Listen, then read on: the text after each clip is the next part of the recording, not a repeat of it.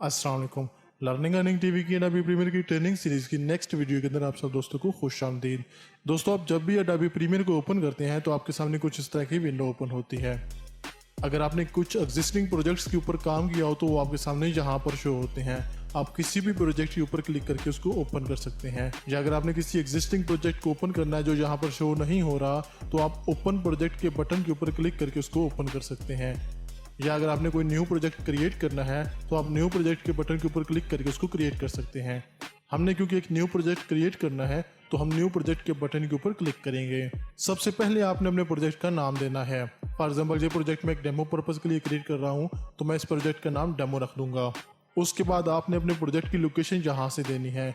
आप अपने प्रोजेक्ट को जिस जगह पर सेव करना चाहते हैं आपने जस्ट ब्राउज के बटन के ऊपर क्लिक करना है और उसके बाद जिस जगह के ऊपर आकर आपने सेव करना है उस फोल्डर को आपने सेलेक्ट कर लेना है।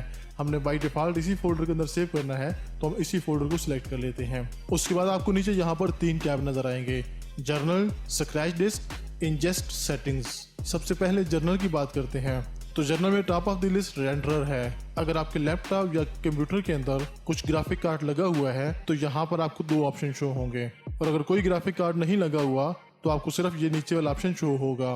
मेरे लैपटॉप के अंदर क्योंकि ग्राफिक कार्ड लगा हुआ है तो इस वजह से मैं ये ऊपर वाले ऑप्शन को सिलेक्ट कर रहा हूँ। उसके नीचे वीडियो का टैब है और वीडियो के सामने डिस्प्ले फॉर्मेट है। डिस्प्ले फॉर्मेट हमारे पास 4 किस्म के हैं, लेकिन जो मोस्ट कॉमन चलता है वो टाइम कोड है, तो हम टाइम कोड ही रहने देते हैं।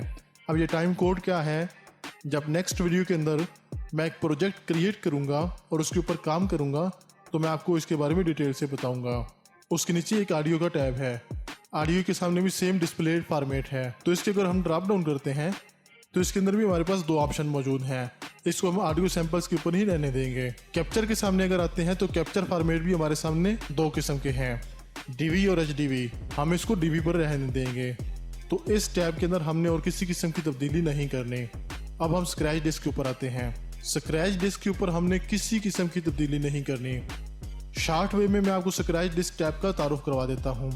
अगर हम किसी किस्म की वीडियो को कैप्चर करते हैं, ऑडियो को कैप्चर करते हैं, किसी किस्म का रेंडर करते हैं, चाहे वो वीडियो का हो चाहे वो ऑडियो का हो, तो अडोबी प्रीमियर में हमें उसकी लोकेशन देनी होती है। तो बाय डिफॉल्ट अडोबी प्रीमियर के अंदर सेम एज प्रोजेक्ट लोकेशन दी जाती है। अब सेम एज प्रोजेक्ट से क्या मुराद है, आप देखिए सभी जगह पर सेम एज प्रोजेक्ट लिखा हुआ है। सेम एज प्रोजेक्ट से ये मुराद है कि जिस जगह के ऊपर हमारी मेन प्रोजेक्ट फाइल सेव है, अब हमारी मेन प्रोजेक्ट फाइल किधर सेव है, इस जगह पर सेव है, तो हमारी जितनी फाइल्स हैं वो सारी की सारी उसी फोल्डर के अंदर सेव हो, उसी लोकेशन के ऊपर सेव हो। तो ये सबसे बेस्ट ऑप्शन है, इसको आपने बिल्कुल चेंज नहीं करना। उसके बाद अगर तीसरे टैब की बात करें तो इसके अंदर भी आपने कुछ तब्दील नहीं करना।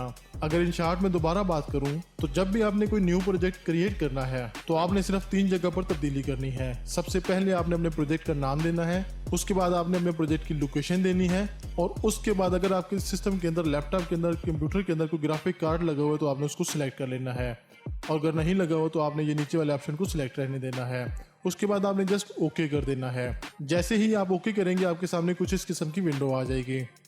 दोस्तों, आपके सामने एक न्यू प्रोजेक्ट क्रिएट हो गया और आपके सामने ओपन है, जैसा कि ये डेमो लिखा हुआ है। तो सबसे पहले आपके साथ मैं इसके यूजर इंटरफेस का तारुफ करवा देता हूँ। अगर बात करें मेन्यू बार की तो आने वाली वीडियोज के अंदर हम इसको बड़ी डिटेल के साथ पढ़ने वाले हैं।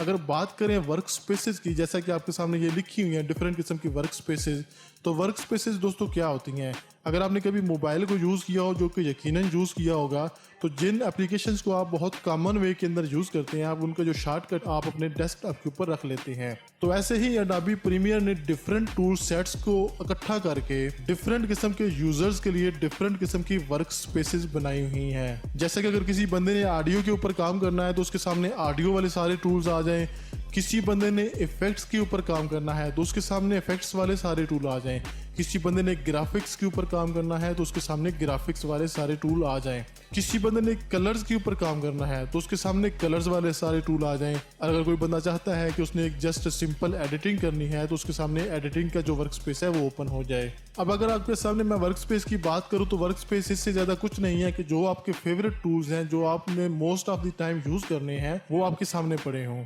तो आप डिफरेंट डिफरेंट किस्म की सेटिंग करके आप अपनी भी वर्क स्पेस सेव कर सकते हैं। जैसा कि अगर आपके सामने मैं इस वर्क स्पेस को चेंज करना चाहूँ तो मैं चेंज कर सकता हूँ। एक मिसाल है, इस विंडो के अंदर मुझे ये वाले जो ऑप्शन है ये नहीं चाहिए, इनको मैं राइट क्लिक करता हूँ, इनको मैं क्या कर देता हूँ, क्लोज कर देता हूँ। ठीक है, यहाँ से मुझे मार्कर्स नहीं चाहिए, यहाँ से मुझे हिस्ट्री नहीं चाहिए। उसके बाद मैं क्या करता हूँ, मुझे ये पूरी की पूरी विंडो यहाँ पर नहीं चाहिए, यहाँ पर चाहिए। तो मैं क्या करूँगा, इसको जस्ट ड्रैग करूँगा और यहाँ पर ड्रॉप कर दूंगा। तो आपके सामने है, वहाँ से इसको मैंने ड्रैग किया और यहाँ पर आकर ड्रॉप कर दिया। सेम दूसरी विंडो को मैं उठाता हूँ, वहाँ से मैंने ड्रैग किया और यहाँ पर मैंने ड्रॉप कर दिया। और उसके बाद अगर मैं चाहता हूँ कि ये जो नीचे वाली विंडो है इसको थोड़ा सा मैं नीचे कर दूँ तो इसको मैं से ड्रॉप डाउन कर सकता हूँ। उसके बाद अगर मैं चाहता हूँ ये जो मेरा प्रोजेक्ट वाला फोल्डर है ये मैं बिल्कुल स्टार्ट में आ जाए तो इसको मैं ड्रैग एंड ड्रॉप करके शुरू पर ला सकता हूँ। उसके बाद अगर मैं चाहता हूँ कि जो ये वाली विंडो है इसको थोड़ा सा मैं छोटा कर दूँ तो इसको मैं छोटा कर सकता हूँ। अगर मैं चाहता हूँ कि यहाँ पर इफेक्ट्स के साथ और जो प्रोजेक्ट का फोल्डर है इसके साथ और डिफरेंट टैब्स भी नजर आए तो उसका बड़ा सिंपल वे है, मुझे जस्ट विंडो के ऊपर जाना है, यहाँ से जिस टैब को मुझे ओपन करना है जस्ट उसके ऊपर क्लिक करना है। जैसे मुझे कैप्शंस चाहिए तो मैं कैप्शंस के ऊपर क्लिक करूंगा, यहाँ पर मेरे सामने कैप्शंस आ गई। इसको जस्ट मैं ड्रैग एंड ड्रॉप करूंगा, यहाँ पर लाकर छोड़ दूंगा। इसको अगर मैं लास्ट पे रखना चाहता हूँ तो अगेन मैं ड्रैग एंड ड्रॉप करूंगा, ये लास्ट के ऊपर आ जाएगा।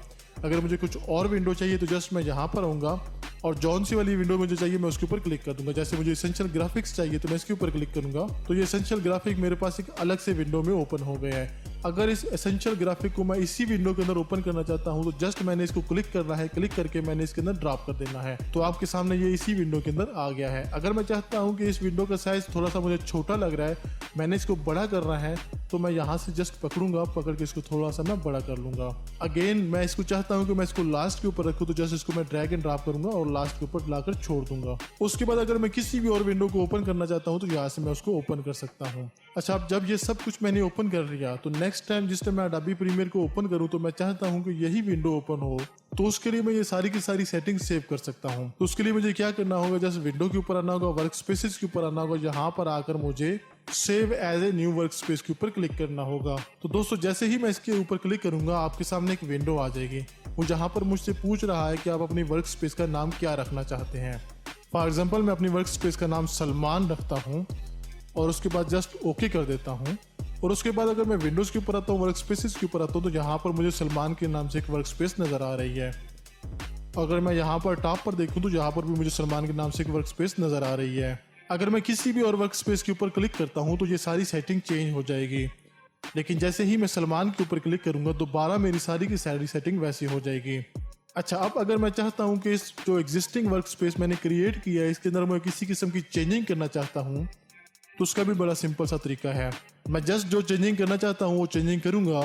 फॉर एग्जाम्पल मैं क्या चाहता हूं, इस विंडो का साइज थोड़ा सा छोटा हो जाए तो यहाँ से मैं इसको क्लिक करता हूँ, क्लिक करके इसको मैं थोड़ा सा छोटा कर देता हूँ। और अगर मैं चाहता हूँ कि ये जो नीचे वाली विंडो है ये थोड़ी सी बड़ी हो जाए तो यहाँ पर लाकर मैं इसको छोड़ दूंगा। उसके बाद इस वर्क स्पेस को अगर मैं सेव करना चाहता हूँ, मैं चाहता हूँ जो ये मैंने चेंजिंग की है ये वर्क स्पेस सेम इसी नाम से सेव हो जाए तो मैं जस्ट क्या करूँगा, विंडो के ऊपर आऊँगा, वर्क स्पेस के ऊपर आऊँगा और उसके बाद save as a new workspace कर दूंगा। जैसे ही मैं इसके ऊपर क्लिक करूंगा और उसको मैं दोबारा वही नाम दूंगा जो ऑलरेडी मैंने यहाँ पर ऊपर दिया हुआ है तो मैं यहाँ पर लिखता हूँ SALMAN सलमान। जैसे ही मैं ओके करूंगा वो मुझसे पूछता है कि इस नाम से जो वर्क स्पेस है पहले भी मौजूद है तो क्या आप इसको रिप्लेस करना चाहते हैं। तो मैं क्योंकि अभी इसको रिप्लेस नहीं करना चाहता तो मैं इसको नो कर दूंगा। और अगर आपने इसको रिप्लेस करना हुआ तो आपने जस्ट यस कर देना है, तो मैं अभी के लिए नो कर देता हूँ। तो दोस्तों जैसे ही किसी दूसरी वर्क स्पेस के ऊपर मैं क्लिक करता हूँ उसके बाद दोबारा मैं सलमान की वर्क स्पेस के ऊपर क्लिक करता हूँ तो दोबारा मेरे सामने वही सेटिंग शो हो जाती हैं। तो उम्मीद है आपको वर्क स्पेस की सेटिंग करनी समझ आ गई होगी। तो मैं जो एक दफ़ा default editing saved work space है मैं उसके अंदर आता हूँ। तो जब भी आप अडोबी प्रीमियर को ओपन करते हैं तो आपके सामने कुछ इस किस्म की वर्क स्पेस ओपन होती है। तो दोस्तों आपके सामने ये 4 विंडोज ओपन है। जो पहली 2 विंडोज है इनके अंदर मल्टीपल विंडोज ओपन है। तो दोस्तों अगर बात की जाए इस विंडो की तो इस विंडो को प्रोजेक्ट विंडो कहते हैं। इस विंडो को आप मीडिया ब्राउजर भी कह सकते हैं क्योंकि यहाँ पर हमको वो सारा मीडिया शो होता है जिस मीडिया के ऊपर हम लोगों ने काम करना है और उस मीडिया को हम लोग मल्टीपल वेज के अंदर इंपोर्ट कर सकते हैं। तो अगर बात की जाए इसके अंदर मौजूद मल्टीपल विंडोज की तो इनमें से जिस भी विंडो को हम लोग क्लोज करना चाहें जस्ट उसके ऊपर हम लोगों ने राइट क्लिक करना है, क्लोज पैनल के ऊपर क्लिक करना है और उस पैनल को हम लोग क्लोज कर सकते हैं। जैसे कि मुझे ये पैनल नहीं चाहिए तो मैं इसको क्लोज कर सकता हूँ। अगर मुझे मार्कर्स नहीं चाहिए तो मैं इसको क्लोज कर सकता हूँ, हिस्ट्री नहीं चाहिए तो मैं क्लोज कर सकता हूँ। मोस्ट कॉमन वे के अंदर मैं सिर्फ इन्हीं 2 पैनल्स को ओपन रखता हूँ। अगर बात की जाए टॉप वाली विंडो की तो इसके अंदर भी मैं सिर्फ 2 विंडोज को ही ओपन रखता हूँ, एक सोर्स विंडो को और एक इफेक्ट्स कंट्रोल को। इसके अलावा बाकी जितनी विंडोज है उनको मैं क्लोज कर देता हूँ क्योंकि उनका कोई बहुत ज्यादा इस्तेमाल नहीं है। तो इस विंडो के अंदर हमने जिस मीडिया के ऊपर काम करना है उस मीडिया को इंपोर्ट करते हैं। इस विंडो के अंदर जो भी हम लोग किसी भी मीडिया के ऊपर इफेक्ट लगाते हैं वो वाले इफेक्ट्स शो होते हैं। अगर बात की जाए सोर्स विंडो की तो इफेक्ट्स लगाने से पहले जो मीडिया होता है उस मीडिया का प्रीव्यू हमें इस विंडो के अंदर शो होता है। अगर बात की जाए इस विंडो की तो इस विंडो को टाइमलाइन कहते हैं या सीक्वेंस विंडो भी कहते हैं। तो ये सबसे मेन विंडो है।